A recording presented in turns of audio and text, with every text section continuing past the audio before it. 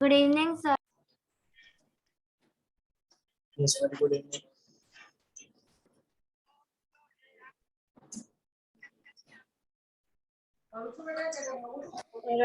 ચાલુ કર્યું.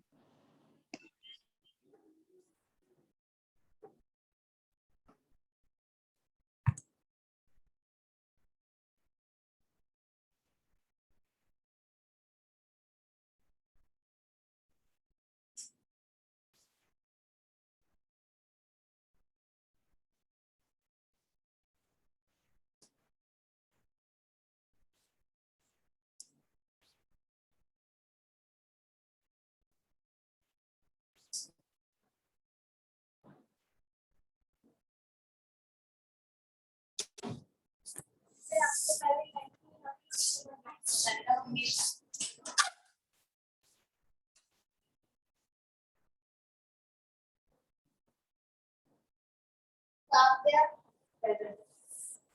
किराया मेघ यश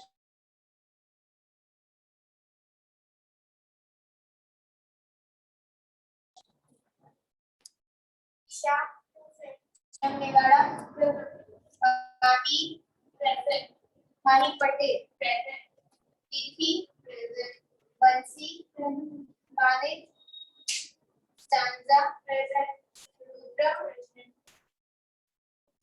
बताकी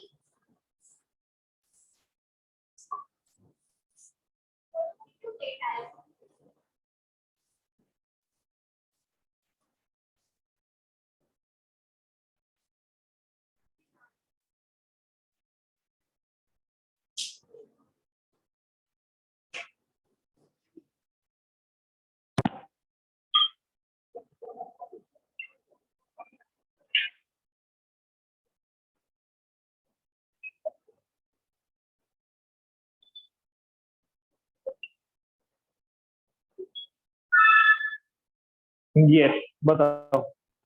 So, who are the aristocrats?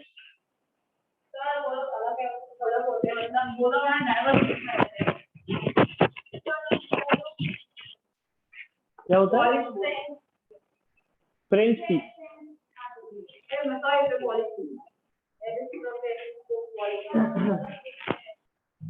अलग ग्रुप में रहते हैं. The aristocracy was the dominant class. हाँ, पता तो है डोमिनेंट क्लास है, पर वो किस तरह से डोमिनेंट माने जाते थे? Sir, they own estate on the countryside and also town and houses.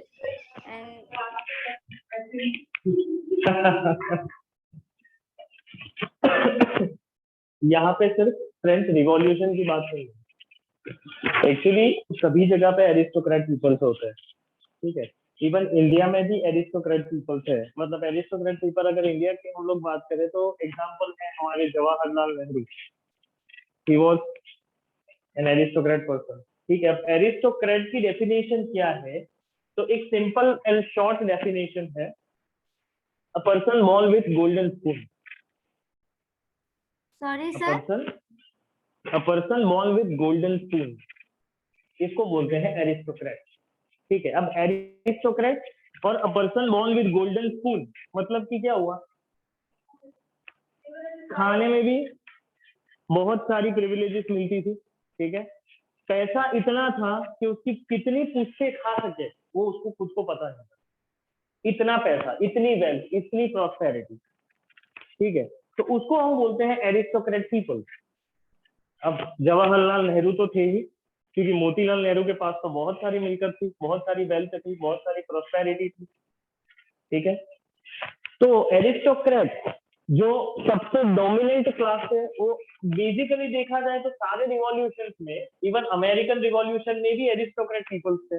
मतलब कोई भी एक नेशन का कुछ भाग जो होता है, एक चौथाई भाग जो होता है, वो ऑलमोस्ट एरिस्टोक्रेट पीपल्स का होता है. ठीक है, क्योंकि इनके पास बहुत सारा पैसा होता है, बहुत सारी वेल्थ होती है. कभी भी कुछ भी हो जाए नेशन में, इवन नेचुरल डिजास्टर भी आ जाए या कोई नेचुरल कैलामिटी भी आ जाए, तो उनको कोई फर्क नहीं पड़ता है, क्योंकि इनके पास बहुत सारा पैसा है, आगे से आ रहा है.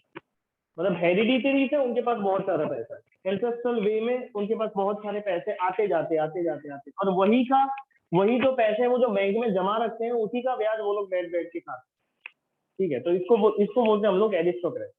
तो usually socially and politically landed aristocracy was the dominant class in the continent. मतलब यही वाला जो कॉन्टिनेंट था जहाँ पे इनका थोड़ा डोमिनेंस था, क्योंकि उसके पास बहुत सारे पैसे थे।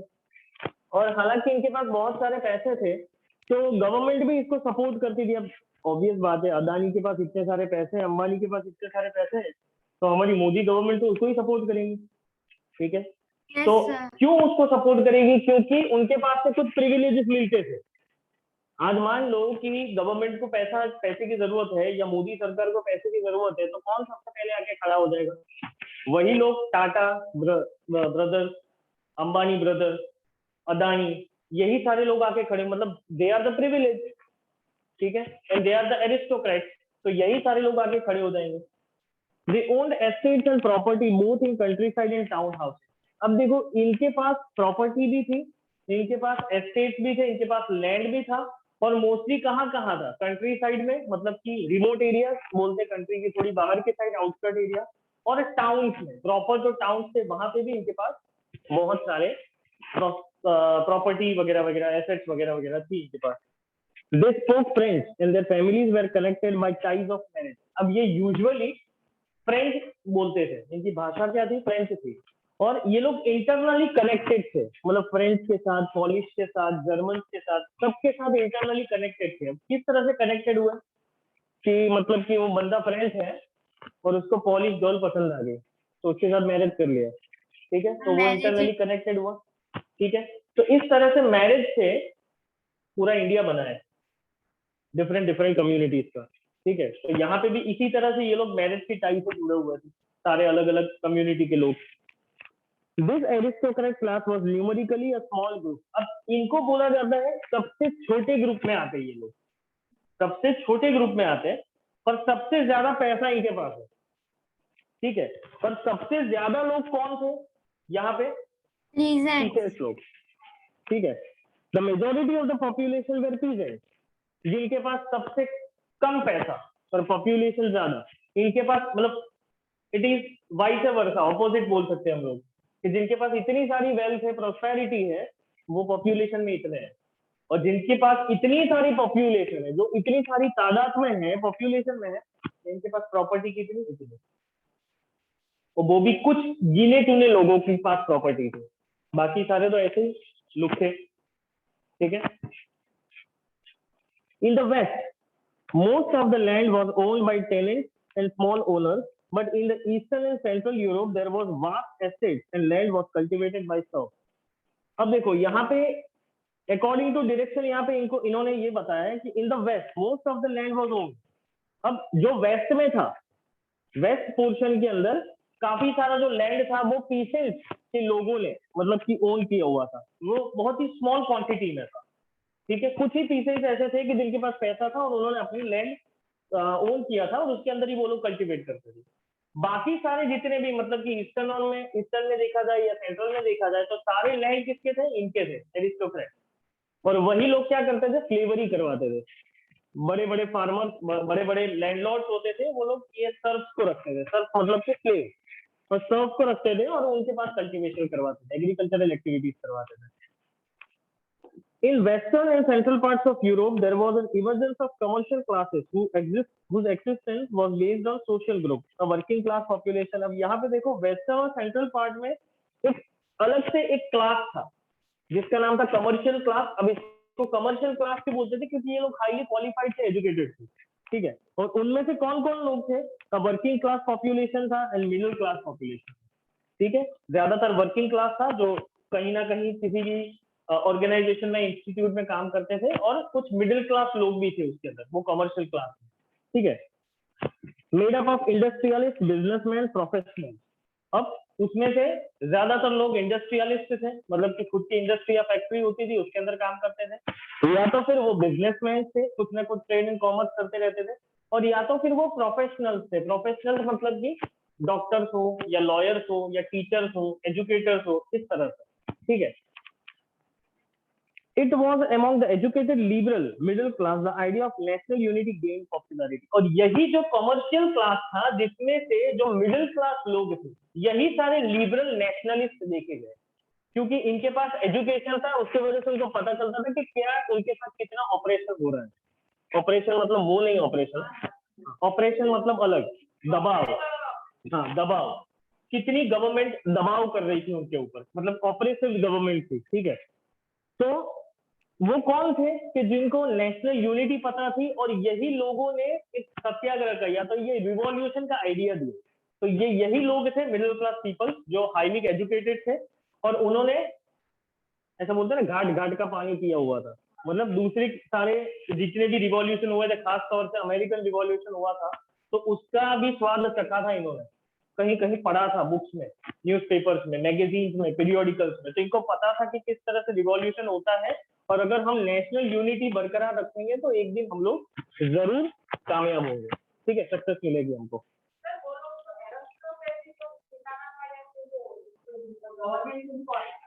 हाँ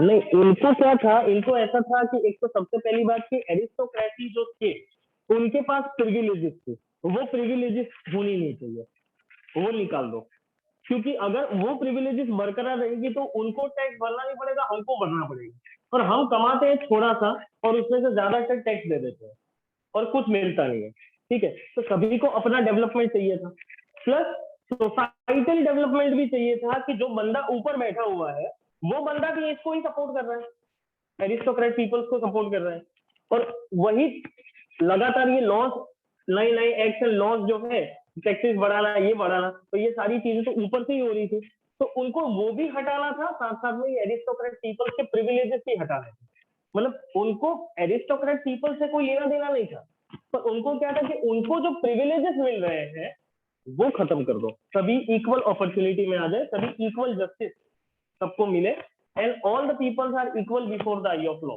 उनको ये चाहिए था बस, ठीक है। What did liberal nationalism stand for? Ideas of national unity in the earlier 19th century Europe was closely related to the ideology of liberalism. अब यहाँ पे कुछ नई आइडियोलॉजी आई, किन्होंने दी, लिबरल नेशनलिस्ट ने दी। अब लिबरल नेशनलिस्ट कौन थे, तो वो ये मिडिल क्लास पर्सन थे जो कमर्शियल ग्रुप में आते थे, ठीक है।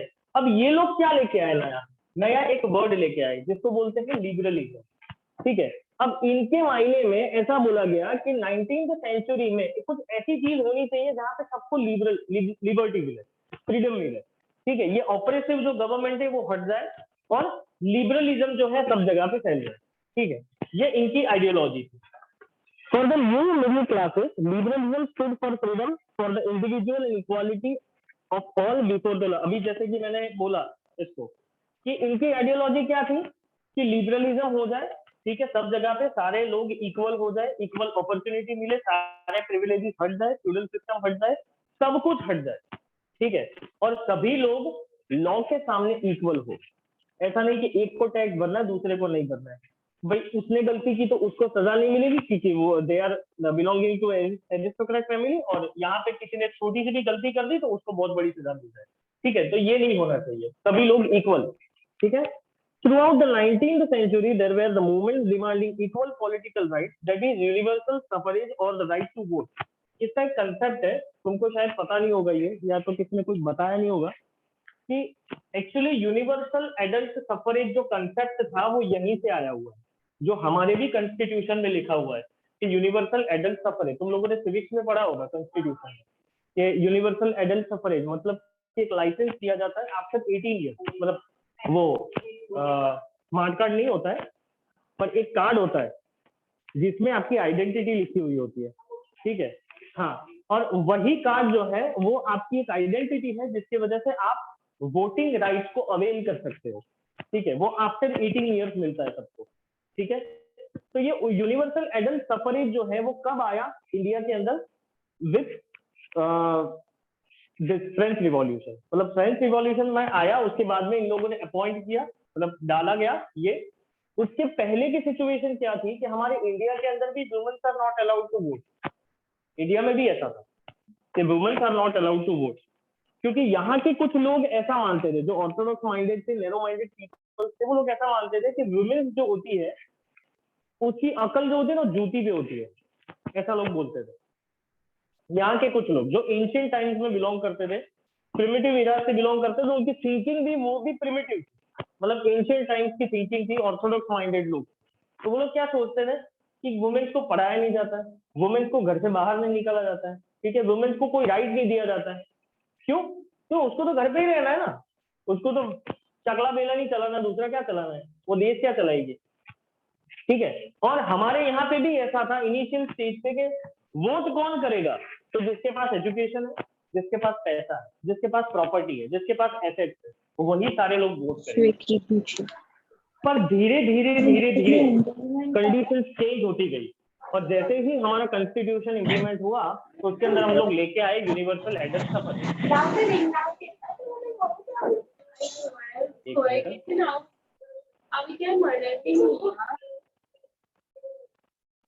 हाँ, तो हम लोग लेके आए यूनिवर्सल एडल्ट सफरेज। अब यूनिवर्सल एडल्ट सफरेज भी कैसे आया, तो एक मूवमेंट हुई थी यूरोप में जिसको हम बोलते हैं वुमेन सफरेज मूवमेंट।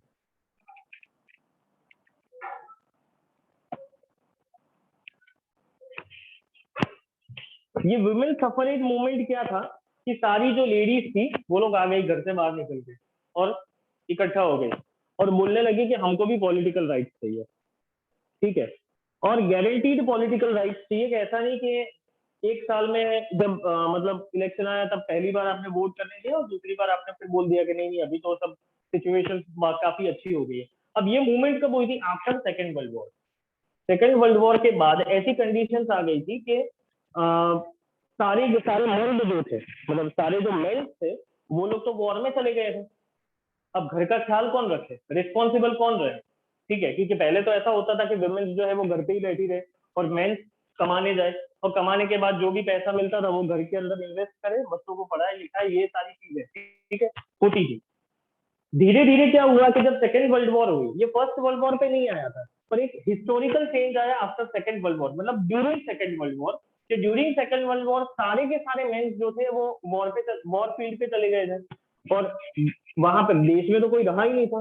तो एक कंडीशन ऐसी आई कि धीरे धीरे धीरे वुमेन्स जो थी उन्होंने अपनी रिस्पॉन्सिबिलिटी समझी और वो वहां से बाहर निकली, घर से बाहर निकली कमाने के लिए, कुछ ना कुछ करने के लिए, अपनी फैमिली का भरण पोषण करने के लिए। और इसी तरह से ऐसी सिचुएशन आई कि जब तक सेकेंड वर्ल्ड वॉर खत्म हुई थी तब तक तो वुमेन जो थी वो पॉलिटिकल राइट्स गेन कर लिया इन लोगों ने। और आफ्टर सेकेंड वर्ल्ड वॉर जब पता चला लोगों को कि भाई वुमेन जो है वो आज मतलब कि कॉन्स्टिट्यूशनल राइट लेके बैठी है और एक डेजिग्नेशन पे बैठी है जहां से वो पूरी कंट्री को रूल कर रही है और बहुत ही अच्छी तरीके से रूल कर रही है, तब लोगों ने माना कि आज तक हम लोग इनको तो डिसअपॉइंट करते आ रहे थे। तभी से ये वुमेन सफरेज मूवमेंट शुरू हुई and finally they got the right to vote और पॉलिटिकल राइट्स और कॉन्स्टिट्यूशनल राइट्स इनको मिले, ठीक है। तो यूनिवर्सल एडल्ट सफरेज मतलब कि ये लोग ने भी मांग की थी कि सभी को वोटिंग राइट्स होने चाहिए, ठीक है, और हर एक पर्सन का एक वोट होना चाहिए। पहले तो क्या था, फ्रेंच रिवॉल्यूशन में ऐसा बोला जाता था कि 3 एस्टेट्स है तो आगे के 2 एस्टेट को ज्यादा नंबर ऑफ वोटिंग मिलते थे और बाकी के एस्टेट का एक वोट गिना जाता था, जिसकी वजह से वो लोग सबसे ज्यादा एक्सप्लॉइट होते थे, उनका कोई डिसीजन मान्य नहीं रखा जाता था और वो लोग कोई भी डिसीजन यहाँ पे लेने मतलब लेते थे ये लोग एस्टेट जनरल में, तो उनके सामने वो लोग कुछ भी नहीं बोल सकते थे क्योंकि सबसे ज्यादातर जो पीसेंट्स लोग थे, जो सबसे ज्यादा पॉपुलेशन था उसका, वो लोग ही अंदर अलाउड नहीं थे एस्टेट जनरल में, ठीक है। तो जिसकी वजह से ये सारे प्रॉब्लम्स होते हैं। तो इन्होंने मतलब कि लिबरल नेशनलिस्ट ने क्या बोला कि सभी को वोटिंग राइट देना पड़ेगा ताकि सभी लोग इलेक्शंस में पार्टिसिपेट हो पाए और सभी का वोट जो है वो वहां पे गिना जाए, ठीक है। In economic sphere, liberalism stood for the freedom of market and the abolition of state-imposed restriction on the movement of goods and capital. और कुछ इन लोगों ने ट्रेड एंड कॉमर्स में भी कुछ रिस्ट्रिक्शंस अपॉइंट किए गए थे, मतलब इम्पोज किए गए थे, तो वो भी मूवमेंट ऑफ गुड्स जो है वो एकदम फ्रीली होनी चाहिए।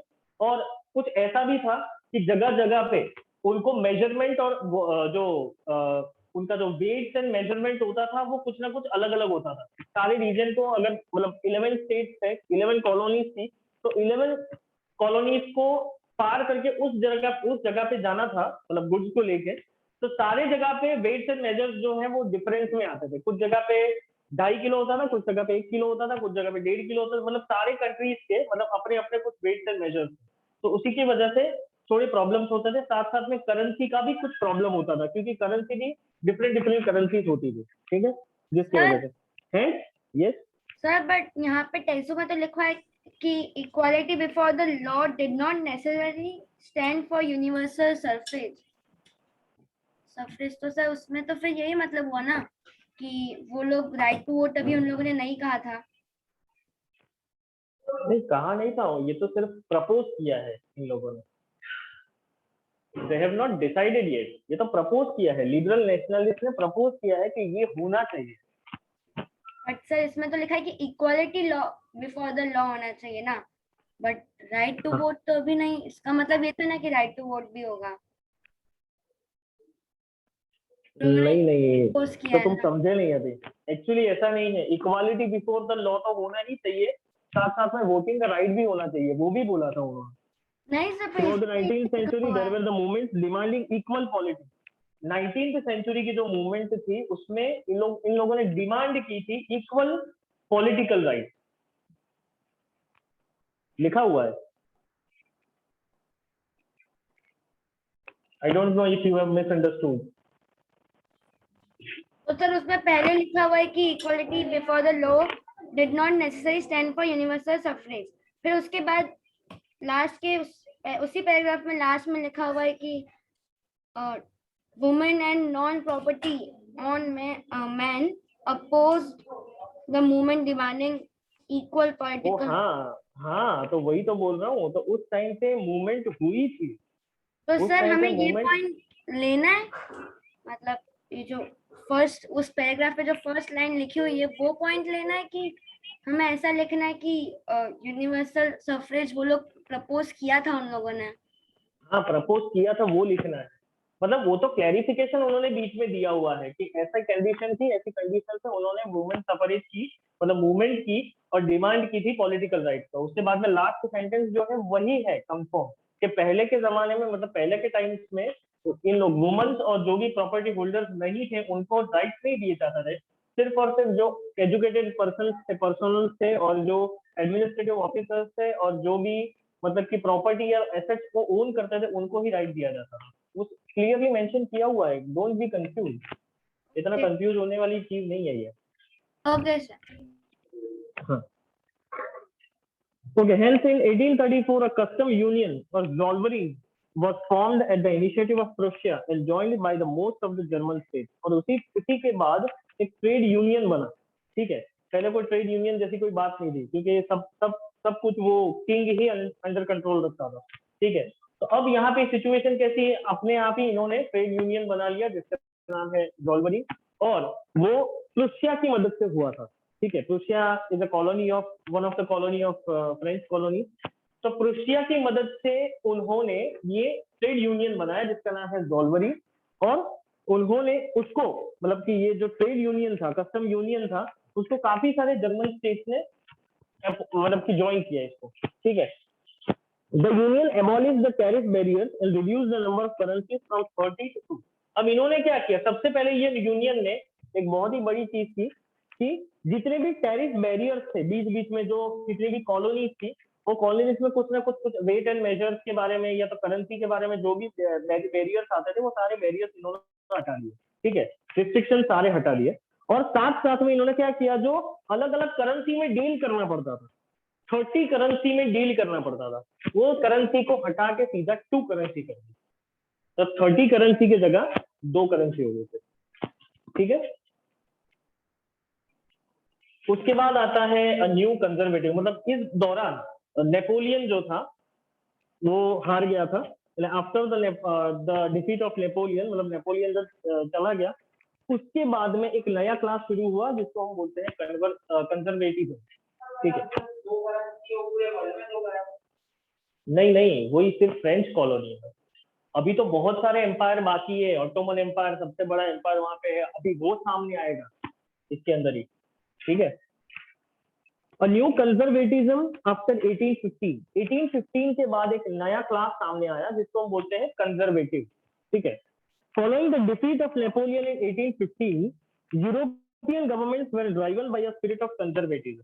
अब 1815 के बाद मतलब ये बंदा हालांकि डेमोक्रेटिक वैल्यूज वाला था, ठीक है, पर साथ साथ में उसने काफी सारे रिस्ट्रिक्शंस जो पहले आगे वाले किंग ने लगाए थे वो सारे हटा भी दिए थे, और कुछ अपने तरीके से भी इसने कुछ चेंजेस किए थे, इकोनॉमिकल चेंजेस किए थे, पॉलिटिकल चेंजेस किए थे, कुछ ना कुछ चेंजेस किए थे। अब ये नया क्लास जो आया आफ्टर 1815, मतलब नेपोलियन के डिफीट होने के बाद एक नया क्लास आया, तो धीरे धीरे इसका इन्फ्लुएंस जो है वो बाकी सारे लोगों में बढ़ने लगा, बाकी सारे रीजन्स में बढ़ने लगा, ठीक है।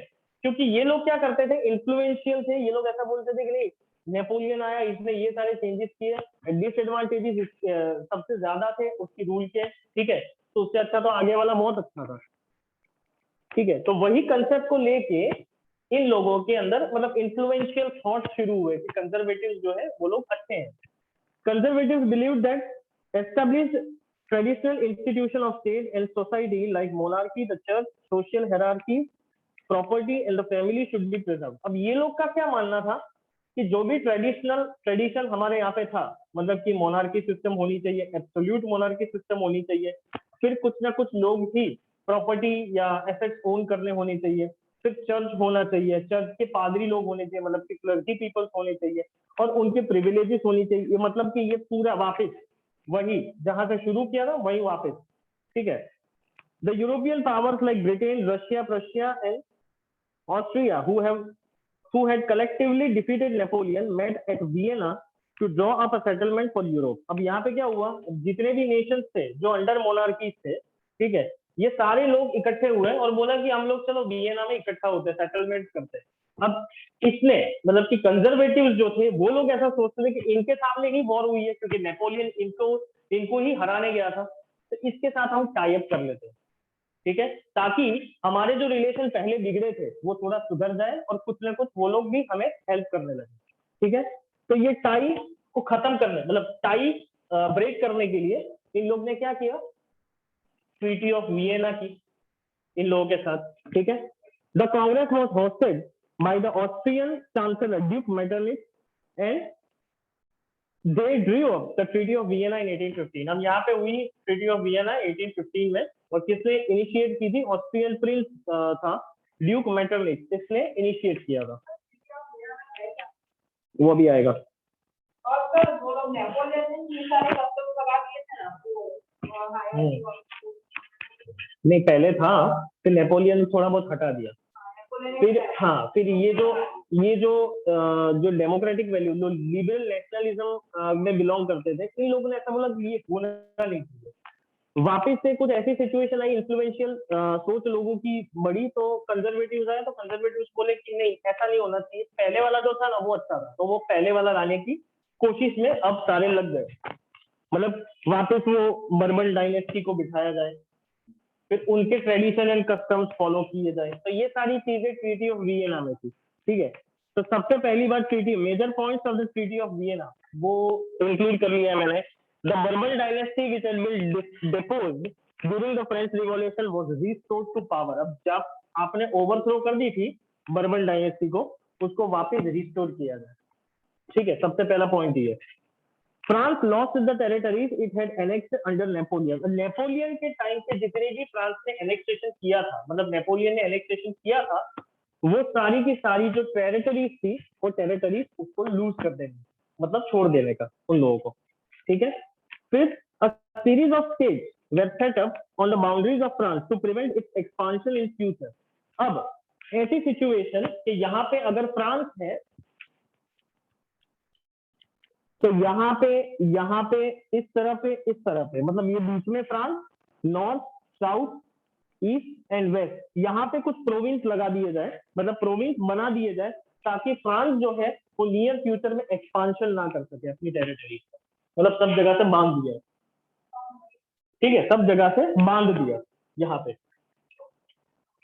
Thus the kingdom of the Netherlands, which included Belgium, was set up in the north and Genoa was added to Piedmont in the south. मतलब यहाँ पे था किंगडम ऑफ, पूरा किंगडम ऑफ नीदरलैंड था, ठीक है, उसमें से अपर पोर्शन जो था उसको बेल्जियम बना दिया, और नीचे वाला जो पिडमोंट था उसके अंदर साउथ में, मतलब ये पिडमोंट रीजन था उसके साउथ में जिनोवा करके बना दिया नया था। मतलब यहाँ पे कौन ध्यान रखेगा, बेल्जियम, यहाँ पे कौन ध्यान रखेगा, जिनोवा, ठीक है, कि वो अपना नॉर्थ साउथ में एक्सपांशन ना कर पाए, ठीक है।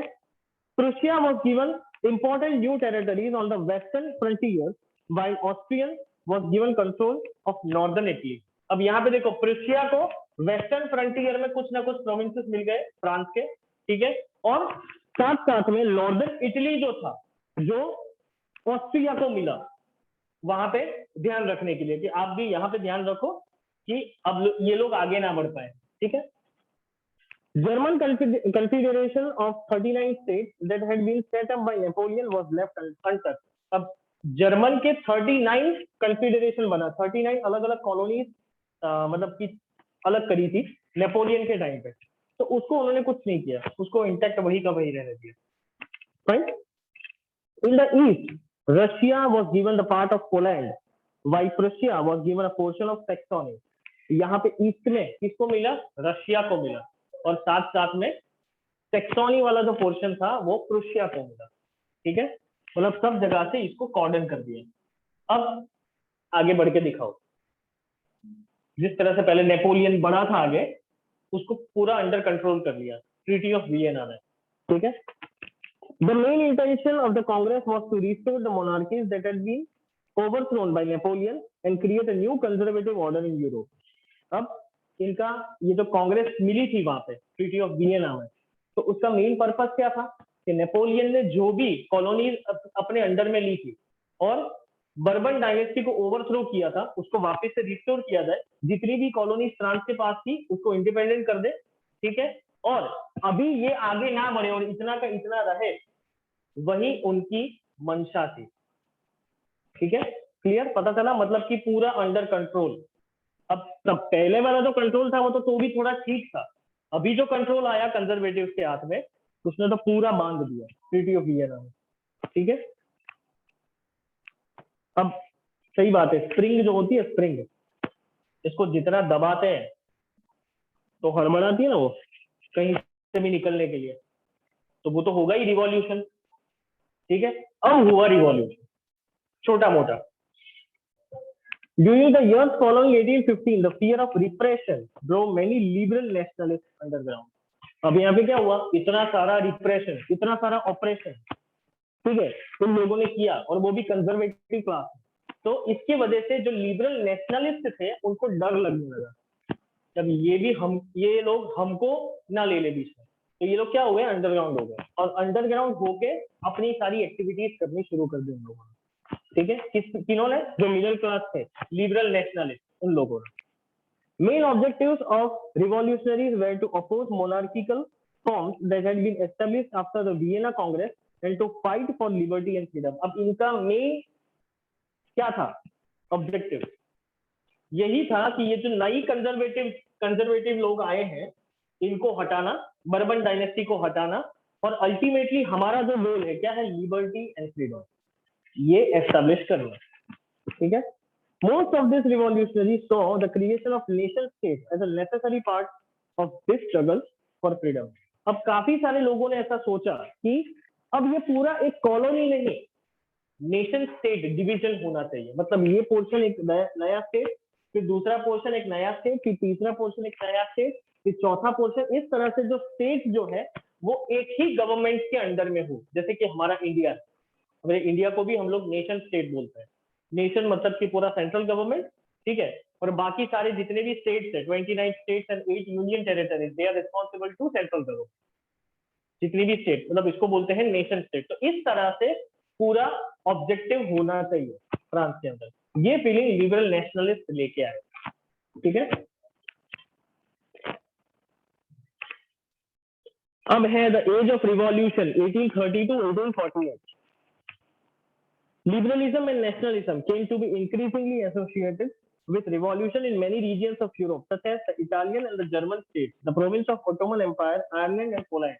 अब यहाँ पे देखो, यहाँ पे आया ओटोमन एम्पायर। अब यहाँ पे क्या हुआ कि ये लोग अकेले ऐसे नहीं के जिनके लिबरलिज्म की फीलिंग थी या नेशनलिज्म की फीलिंग जो थी वो डेवलप हो गई। अब धीरे धीरे उनकी जो मंशा थी, उनके जो ऑब्जेक्टिव थे, जो वो लोग सोच रहे थे, जो थिंकिंग प्रोसेस थी, वो धीरे धीरे धीरे धीरे पूरे यूरोप के अंदर फैलता गया। ठीक है, अब कुछ ऑटोमन एम्पायर के अंदर भी कॉलोनीज थी, उनके अंदर भी पता चला कि लिबरलिज्म नेशनलिज्म क्या चीज है, फ्रीडम क्या चीज है। ठीक है, किस तरह से रिबेलियन होता है, किस तरह से रिवॉल्यूशन होता है, ये सारी चीजें उनके दिमाग में चलने लगी, वहां के जो लोग थे उनके दिमाग में। The first upheaval took place in France in July 1830। सबसे पहला स्पार्क, ऐसा होता है ना, रिवॉल्यूशन शुरू करने के लिए एक तिनका चाहिए, वो जो स्पार्क जो है वो सबसे पहला स्पार्क हुआ फ्रांस में जुलाई 1830 को। The July Revolution sparked an uprising in Brussels, which led to Belgium breaking away from the United Kingdom of the Netherlands. अब ये यूके ऑफ नीदरलैंड था, उसके अंदर से ये ऊपर वाला बेल्जियम था। अब सबसे पहला स्पार्क का हुआ कि जो बेल्जियम था उसने डिसाइड कर लिया कि वी आर इंडिपेंडेंट, अब हम लोग आपका पार्ट नहीं है, हम लोग इंडिपेंडेंट। ठीक है, फिर the growth of revolutionary nationalism in Europe sparked off a struggle for independence among the Greeks which began in 1821। और उसके पहले 1821 में ग्रीक लोग जो थे उन्होंने अपने आप को साइड कर लिया था, अब लोग हम लोग आपके पार्ट नहीं है, हम लोग तो इंडिपेंडेंट। ठीक है, तो उसी को देख के बेल्जियम ने भी साइड कर लिया। ठीक है, तो दो मतलब कि नेशन स्टेट तो अलग हो गए। ठीक है, The growth of revolutionary nationalism in Europe sparked off a struggle for independence among the Greeks, which began in 1821. Poets and artists praised Greece as the cradle of European civilization and mobilized public opinion to support its struggle against a Muslim empire. अब जो Greece था वो Greece Ottoman empire के under में था। अब देखो, यहाँ के लोग तो करेंगे रिवॉल्यूशन, या तो इंडिपेंडेंट होंगे या तो यूनिफाई होंगे, उसके पहले ओटोमन एम्पायर में से ग्रीस निकल गई। ठीक है, अब ये चीज जो है वो वहां के पोएट और आर्टिस्ट लोग थे जो पेंटिंग करते थे, या तो फिर पोएट्री बनाते थे, या तो फिर डांस वांस वगैरह करते थे, ओपेरा हाउस में कुछ ना कुछ नाटक ड्रामा वगैरह जो होता था। तो उन लोग ने इसको बहुत ही प्रेज किया ग्रीस को, कि क्या बात है, मतलब ये अकेला कंट्री ऐसा है कि जो मुस्लिम डोमिनेंस में था और वहां से वो अलग हो गया और हम लोग वैसे ही बैठे रहे। ठीक है, तो लोगों को उकसाने के लिए ये था।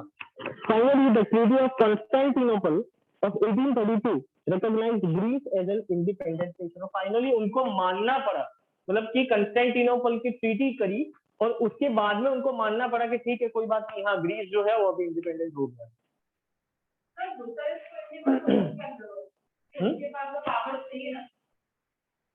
ब्रुसेल्स अगर इंडिपेंडेंट होगा तो उसके बाद में बाकी सारे जो लोग हैं वो भी इंडिपेंडेंट हो सकते हैं। कोई एक नहीं, उसके पास में पावर सिर्फ थोड़ी बहुत थी, पर अंडर ऑपरेशन तो उसके ही रहना पड़ता ना, कंजर्वेटिव के अंडर में ही रहना पड़ता ना। ये तो पावर्स नहीं थी, उसके पास सिर्फ फ्रांस का पोर्शन था और उसको बोला गया था कि इसको ध्यान रखना है, मतलब इतने पावर्स नहीं दिए गए थे उस टाइम पे। समझे? क्लियर सबको यहाँ तक? Yes sir. अच्छा, सबसे पहली बात तो ये है कि ये ऑटोमन एम्पायर आया कहाँ से, इसका थोड़ा बैकग्राउंड अपने चेक कर लेते हैं, अगर तुम लोगों को कुछ पता हो तो। क्या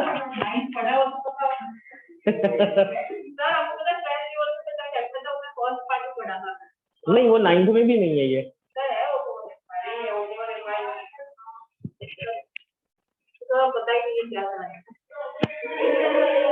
एक्चुअली हम सब लोगों को क्या है, इंडियन हिस्ट्री इतनी पता नहीं है, क्या वर्ल्ड हिस्ट्री को पता करना है।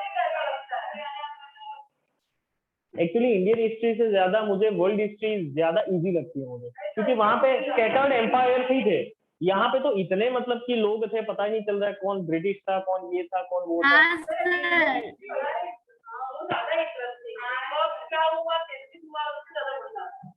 एक्चुअली क्या हुआ था इंडियन हिस्ट्री से ज्यादा इजी तो कि आउट ऑफ कंट्री की हिस्ट्री इजी है। ये ऑटोमन एम्पायर आया कैसे, तो सबसे पहले सबसे बड़ा एम्पायर था रोमन एम्पायर। अब ये सीरीज में याद रखना, एकदम क्लियरली वर्ल्ड हिस्ट्री तुम लोगों को पता चल जाएगी। तो सबसे पहले आया था रोमन एम्पायर। ठीक है। ये रोमन एम्पायर जो था वो कहाँ से शुरू हुआ था? Rome. Rome is the capital of Italy, मतलब यही पोर्शन, ठीक है, फ्रांस के आजू बाजू में।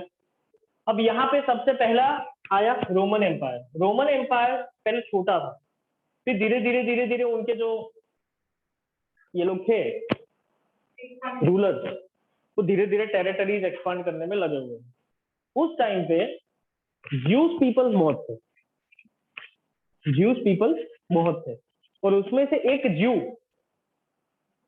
जो जन्मा वो है जीसस क्राइस्ट, ठीक है।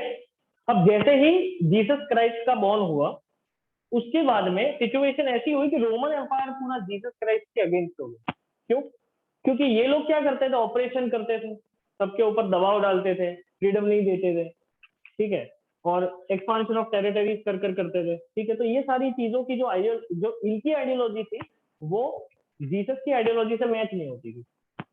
और उस टाइम पे जो भी लोग, मतलब क्रिश्चियनिटी एक टाइप से शुरू हुआ जीसस क्राइस्ट के बॉर्न से, कि ये रिलीजियन है। जीसस क्राइस्ट समझाते थे कि इस तरह से करना है, ये करना है, वो करना है, सभी लोगों को, अपने दुश्मन को भी गले लगाना है, तो ये सारी चीजें।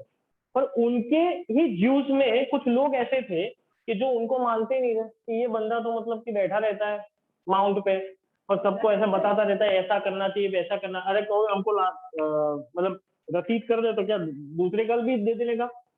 लोग ऐसी मेंटालिटी वाले थे, जैसे कि हमारे गांधी जी के साथ हुआ, ठीक है। तो सिचुएशन ऐसी थी कि लोग, मतलब कि जीसस क्राइस्ट, कुछ लोग ऐसे थे कि जो जीसस क्राइस्ट को बहुत मानते थे, कुछ लोग ऐसे थे कि जो जीसस क्राइस्ट का नाम भी सुनना नहीं चाहते थे, मतलब वही उनके ही कम्युनिटी के लोग, जीसस ज्यूस, ठीक है। अब सिचुएशन ऐसी आई कि धीरे धीरे धीरे धीरे आगे बढ़ता गया। जीसस क्राइस्ट बहुत ही फेमस हो गए। अब इतने फेमस हो गए, इतने फेमस हो गए कि डिसाइपल्स हो गए उनके, सेंट पॉल, सेंट जॉर्ज, ठीक है, ये सारे। और इन लोगों ने क्रिश्चियनिटी फैलाना शुरू कर दिया। अब बात आई क्रूसिफिकेशन की, तो जीसस क्राइस्ट का क्रूसिफिकेशन हो गया, उसको ऐसे ही ठोक दिया, खीला ठोक दिया, मार डाला उसको। उसके बाद में इनको रियलाइज हुआ, मतलब कि रोमन एम्पायर के एम्परर कॉन्स्टेंटाइन को रियलाइज हुआ कि ये बंदा जो सिखा रहा था वो सही था, एक्चुअली ये होना चाहिए। अब इसने क्या किया? रोमन एम्पायर के अंदर क्रिश्चियनिटी को फैलाना शुरू कर दिया। अब काफी सारे रोमन एम्परर्स थे आफ्टर कॉन्स्टेंटाइन, धीरे धीरे धीरे धीरे क्रिश्चियनिटी को फैलाने लगे। अब पहले ये आया, फिर उसके बाद में थियोडोसियस आया, ठीक है, उसके बाद में और एम्पायर आए। अब इन लोगों ने चर्चेस बनाने शुरू कर दिए, बड़े बड़े, मतलब कल्चरल मॉन्यूमेंट। अब धीरे धीरे धीरे धीरे क्रिश्चियनिटी इतना बढ़ता गया, इतना बढ़ता गया, इतना बढ़ता गया कि लोग, मतलब कि ऐसा सोचने लगे नहीं, जीसस ही भगवान है, और उसको क्रूसिफाई कर दिया, ठीक है। बहुत ही अच्छा सिखाते थे, ये सारी चीजें हमें भी फॉलो करनी चाहिए। फिर धीरे धीरे एक रेन ऐसी आई कि जो पॉल थे, सेंट पॉल थे, सेंट जॉन थे, तो इन लोगों ने मतलब कि क्रिश्चियनिटी को इतना फैलाया। मतलब कुछ लोग ऐसे थे, मतलब सेंट पॉल ऐसा था कि जो रोमन एम्पायर के बाहर फैलाता था, और सेंट जॉन ऐसा था, पीटर ऐसा था कि जो रोमन एम्पायर के अंदर फैलाता क्रिश्चियनिटी को, और उसकी जो जो भी फीलिंग्स थी वो। और धीरे धीरे धीरे धीरे एक टाइम ऐसा आया कि कुछ जर्मन ट्राइब्स खड़े हुए और इनके सामने आ गए, ये रोमन के सामने। अब धीरे धीरे कैसी सिचुएशन आई कि जर्मन ट्राइब्स जो थे वो लोग शक्तिशाली हो गए इनके सामने, और रोमन एम्पायर धीरे धीरे खत्म हो गया। अब ये जो कॉन्स्टेंटिनोपल जो जगह है, जिसको आज हम बोलते हैं Istanbul, this was the trade route, जहां से यूरोपियन कंट्रीज इंडिया आती थी ट्रेड करने, ये लैंड रूट था पूरा, ठीक है।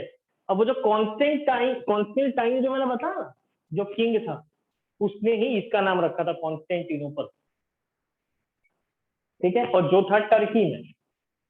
अब सोचो कि टर्की के अंदर एक रोमन एम्परर रूल कर रहा था, उसका नाम था कॉन्स्टेंटाइन, और उसने जगह का नाम कॉन्स्टेंटिनोपल रख दिया, ठीक है।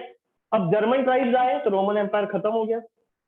उसके बाद में जर्मन ट्राइब्स को हटाने के लिए एक टर्किश पीपल, टर्किश अरब खड़े हुए, धीरे धीरे धीरे धीरे जर्मन ट्राइब्स को निकाल फेंका और वहां के रूलर बन गए। अब रूलर बन गए तो यूरोपियन ट्रेड वहां पे होता था, तो कंस्टेंटिनोपल को क्या किया इन्होंने? ब्लॉक कर दिया।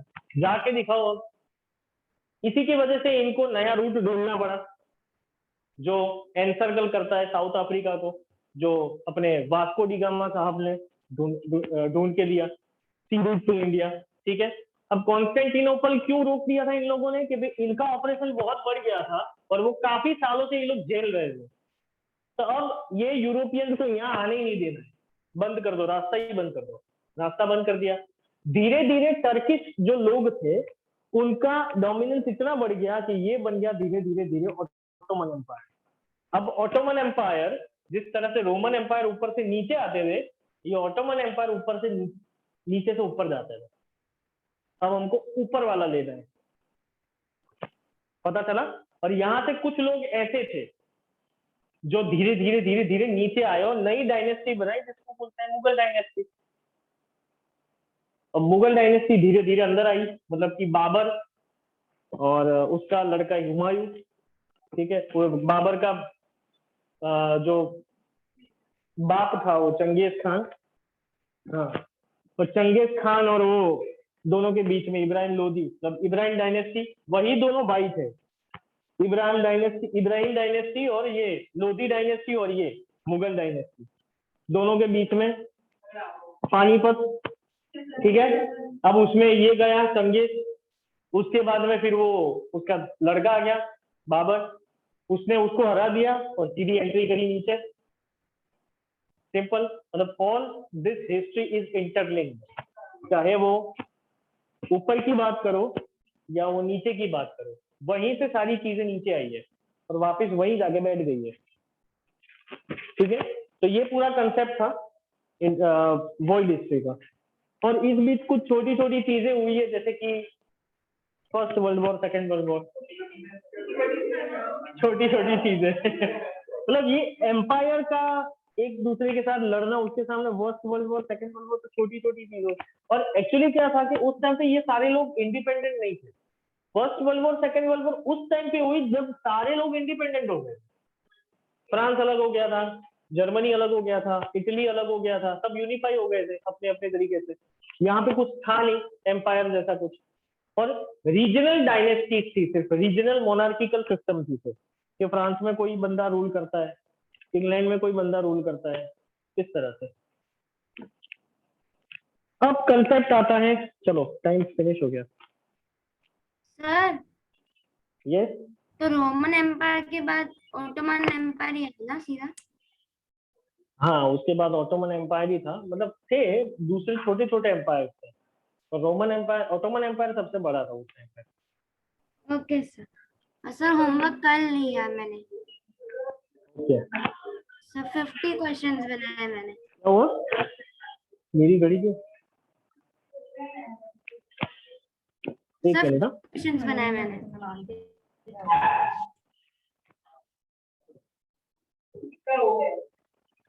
हो गया, बाय मेरी सर। घड़ी पीछे। बाय।